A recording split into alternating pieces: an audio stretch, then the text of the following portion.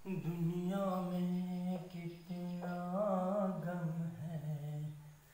Hello विद्यार्थियों, स्वागत है आपका विद्या स्टडी के चैनल पर। और हम पढ़ रहे थे एनसीईआरटी की मैथ लगातार, और ये अपना सवाल है प्रश्नावली 2.2 का पहला। जैसे कि हमने अभी इसके कुछ सवाल किए थे। पहला सवाल किया था कि भैया दिए गए द्विघात बहुपद के शून्य ज्ञात कीजिए तथा शून्यकों एवं गुणांकों के बीच संबंध की सत्यता की जांच कीजिए। जैसे कि हमने पहला सवाल किया था कि ये x वर्ग धन के 7x धन के 10, कुछ इस प्रकार से था, कोई एग्जाम्पल था। ठीक है, मतलब वैसे ही सेम इस सवाल को करना है, लेकिन यहाँ पे एक थोड़ी सी समस्या है। चलिए इस सवाल को सॉल्व करते हैं। वैसे तो इजी है, बस थोड़ा सा कॉन्सेप्ट है, ध्यान रखिएगा इस बात का। एक बार अगर आपने समझ लिया अच्छे से तो आप कभी नहीं इस सवाल को भूलेंगे। ठीक है, हाँ चलिए इस सवाल को देखिए। अच्छा, ये सवाल तो हमने ऐसा वाला किया था। आप कहेंगे सर अभी तो हमने एक्स वर्ग मतलब सवाल ऐसा किया था जिसमें एक्स वर्ग के आगे कुछ नहीं लिखा था। और समस्या ये है कि यहाँ पे एस वर्ग के आगे 4 लिखा है। ठीक है बच्चों, तो ये समस्या ही हमें सॉल्यूशन दिलाएगी। ये 4 लिखा है, जैसे हमें तो क्या, हम तो देखते थे भैया जो हमने सर समीकरण पढ़ी थी कि एक्स वर्ग धन ए धन बी इंटू एक्स धन ए इंटू बी बराबर, इसके दो कोष्टक हो जाते थे, एक्स धन ए एक्स धन बी। तो अपन क्या कह देते थे, सर गुणा में देख लीजिए कितना चाहिए और योग करके देख लीजिए आपको कितना चाहिए। ठीक है, तो इस सवाल में अपन बोल देते थे भाई गुणा में चाहिए हमें 10 और योग करने में चाहिए 7। ठीक है, तो यहाँ तक तो सीमित था, लेकिन इस सवाल में देखिए, इस सवाल में ऐसा कुछ नहीं लिखा, लास्ट में 1 लिखा है और आगे 4 लिखा है। तो घबराइए मत, चलिए इसको हम सॉल्व करते हैं। जब हम इसको सॉल्व करेंगे तो देखिए क्या होगा, यानी कि जब हम इसको सॉल्व करेंगे, इसको हम बोल देंगे दिया है, क्या है बच्चों, दिया है, क्या दिया हमें, द्विघात बहुपद दिया है, द्विघात बहुपद, द्विघात बहुपद 4s वर्ग ऋण के 4s, सॉरी x आ रहा है, 4s धन का 1। तो हमें कुछ नहीं करना है सवाल में। ठीक है बच्चों, हमें इसको क्या करना है कि ये जो पहले लिखा है x के आगे, इसका लास्ट वाली संख्या में गुणा कर देना है। तो हमने कहा कि सर आपने तो कहा था बताइए, हमसे पहले हम 2 क्वेश्चन करेंगे। क्या है, आपने कहा था जब ऐसे सवाल आ जाएंगे तो इसको सॉल्व करने के लिए हम अपने आप से 2 क्वेश्चन करेंगे कि बताइए गुणा में कितना चाहिए, गुणा में कितना चाहिए और प्लस माइनस करने में कितना चाहिए। तो यहाँ तो सर आपने बोला था इसमें 10 चाहिए और योग करने में 7 चाहिए, लेकिन यहाँ तो अभी योग गुणा करने में एक का तो कोई फैक्टर होता ही नहीं है। ठीक है, तो दिक्कत हो जाएगी। तो चलिए इसको, इन सवालों को करने के लिए पहले पहली वाले अंक को लास्ट वाले अंक से गुणा कर लेते हैं। तो 4 एकम 4, तो अब आप कहेंगे कि सर हाँ 4 आ गया, तो अपन कहेंगे भैया गुणा में कितना चाहिए, गुणा में चाहिए अपन को 4, वो भी कह के धन के, और जोड़े घटाने में भी कितना चाहिए। तो आप कहोगे सर बीच में तो ऋण के 4 लिखे हैं, तो ऋण के 4, गुणा में कितने चाहिए बच्चों, ऋण के 4। तो अच्छा हमने देख लिया, चलिए 4 के गुणा तोड़ दीजिए, 4 एकम 4 और एक कौन सा है, 2 दूनी 4। ठीक है, 2 गुणनखंड मिले हैं, 4 और 1 लेंगे तो क्या आपको जोड़ने या घटाने में 4 मिलेगा। आप कहेंगे सर नहीं मिलेगा, क्यों, 4 में से 1 घटाएंगे 3 बचेगा, 4 में 1 जोड़ेंगे 5, जो कि पॉसिबल नहीं है। चलिए जबकि हमें 4 चाहिए तो हम सीधा सीधा इसको ले लेते हैं, यानी ऋण के 2 इंटू 2 और 2 जोड़ देंगे। अच्छा एक बात आप बताइए, ये 2 संख्या जुड़ती कब है, ये जुड़ती जब है जब इनके दोनों के चिन्ह आपस में समान हो। ठीक है, मैंने बार बार कहा, मतलब कोई भी संख्या समान चिन्हों की संख्या हमेशा जुड़ती है। तो हमें यहाँ पर जोड़ना है, अगर हम धन धन के लेंगे तो धन के 4 होंगे, ध्यान रखना धन के 4 होंगे, जबकि हमें ऋण के 4 चाहिए, इसलिए हम एक ऋण के ले लेते हैं। आप कहोगे सर एक ऋण का ले लीजिए, तो एक ऋण का लेने से फिर ये संख्याएं जुड़ेंगी नहीं, क्यों, क्योंकि इसके चिन्हों के विपरीत, तो विपरीत चिन्हों वाली संख्या हमेशा घट जाती है, तो इसलिए हमें समान चिन्ह लेने पड़ेंगे, यानी ऋण के 2 और ऋण के 2। चलिए बच्चों, तो इतना समझ लिया, मतलब अपना सवाल कर लिया। हाँ आ जाइए तो अपने सवाल पर। तो यहाँ पे हमें इसको ज्यों का लिखना है 4, सॉरी मैं पेन चेंज कर लूँ, इसको हमें क्या लिखना है बच्चों, 4s वर्ग ऋण, अच्छा इसको हमने क्या लिखा, 2 इंटू 2, क्या लिखा हमने, 2 ऋण के 2s, ऋण के 2s, जब ही ये जोड़ के बनेंगे का कितना बनेंगे 4, और धन का 1। यहाँ आपको 4 नहीं लिखना है, ध्यान रखना बच्चों, यहाँ पे आपको 4 नहीं लिखना है। चलिए, हाँ, अरे ये तो टूट गया तो फिर देखिए। अच्छा, एक बात और क्लियर कर लिए, जब हम इन दो का गुणा करेंगे तो ऋण और ऋण का होगा धन, और 2 दूनी 4, तो गुणा में हमें कितने चाहिए थे? 4, तो 4 मिल जाएंगे। और आपको अगर सर जोड़ने में तो अभी 4 चाहिए थे, तो जब हम ऋण के 2 जोड़ेंगे समान चिन्ह की, तो ऋण के 4 हो जाएंगे। ठीक है, तो ये अपने इस तरह से सवाल होगा। और हमने गुणनखंड तोड़ दिए, मतलब हमें 2 की लाइन बस बनानी है। चलिए, तो पहली जोड़ी में से हम कुछ कॉमन देखते हैं क्या मिल रहा है। तो जब हमने देखा, क्या देखा कि भैया 4 को हमने क्या लिखा? 2 × 2, और सर आपने तो कहा था उभयनिष्ठ लेंगे, तो 2 दोनों के पास है उसको छीन लेंगे हम, तो 2s इसके पास है और 2s इसके पास है। चलिए, तो 2s को हम क्या कर लेते हैं? उभयनिष्ठ ले लेते हैं। क्या करते हैं? उभयनिष्ठ ले लेते हैं। चलो, हमने 2s को उभयनिष्ठ ले लिया, तो अंदर क्या बचा? अरे अंदर 1 2 थे, तो 1 2s हमने ले लिया, तो 1 2 बचा और 1 s बचा। ठीक है, 2s। अरे यहाँ से तो टोटल निकल गया, तो मतलब वहां पे कितना बचेगा?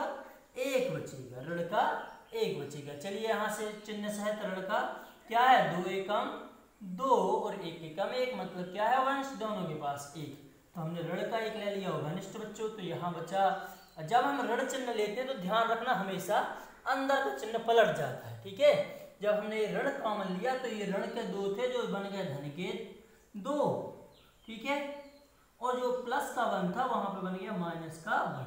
चलिए, हाँ, और मैंने एक बात और कही थी आपसे कि हमेशा आप फैक्टर करते समय इसको याद रखें कि दोनों कोष्टक हमारे सेम आने चाहिए। अगर सेम नहीं आते तो सवाल में थोड़ी मिस्टेक होगी। तो यहाँ पे आप देख रहे हैं कि सवाल 1 से है, तो ये चलिए सवाल सही हो गया। मतलब हमने अब देखा कि 2s ऋण 1 2s ऋण 1 दोनों के पास है, दोनों में से उभयनिष्ठ ले लिया, 2s ऋण 1। अब दूसरे कोष्टक में क्या बचा? 2s ऋण 1। चलिए, ये हमारे क्या निकल आए? गुणनखंड निकल आए, फैक्टर निकल आया। लेकिन हमें गुणनखंड नहीं चाहिए, हमें क्या चाहिए? शून्यक। ठीक है, तो अब हम करेंगे शून्यक निकालने के लिए इस गुणनखंडों को शून्य के बराबर रख देंगे। तो अपन क्या बोलेंगे बच्चों? जब 2s ऋण 1 बराबर 0, तब इस ऋण 1 का कर देंगे पक्षांतर, तो 2s बराबर 1। या s चाहिए तो ये गुणा में है तो ये भाग में जाएगा, s बराबर 1/2। इसी प्रकार दूसरा गुणनखंड ले लेंगे, सेम है, कोई प्रॉब्लम नहीं। चलिए, रख लीजिए फिर भी। जब 2s ऋण 1 बराबर 0, तब 2s इसका पक्षांतर करेंगे तो माइनस का है, प्लस का हो जाएगा, प्लस का 1, या s बराबर 1/2। ठीक है बच्चों, हाँ, ध्यान से देखना।